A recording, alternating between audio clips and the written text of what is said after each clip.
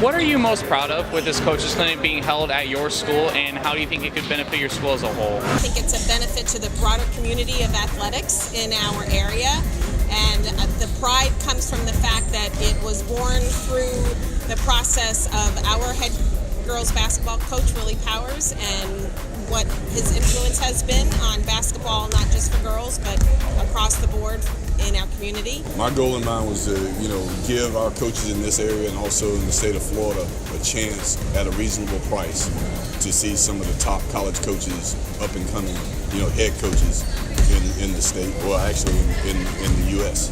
Coaches coming from Clemson, University of Southern California, Florida State University, which, most people have to pay a lot of money to get those guys to come in, but they're volunteered their time for me to make this a success.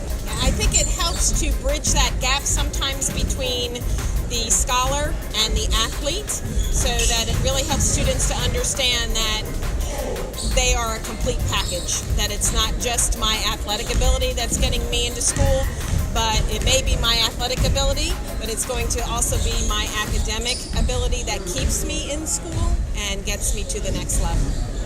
The character component is huge.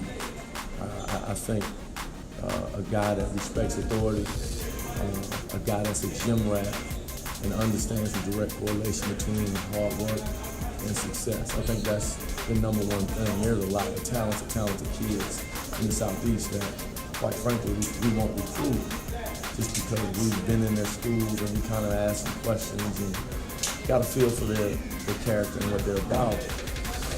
And it doesn't work if you don't have. When I was younger, I was just so caught on of just trying to be a head coach. As I've gotten older and I've seen kids graduate and now move on and they've gotten to a career, just knowing you've helped a kid.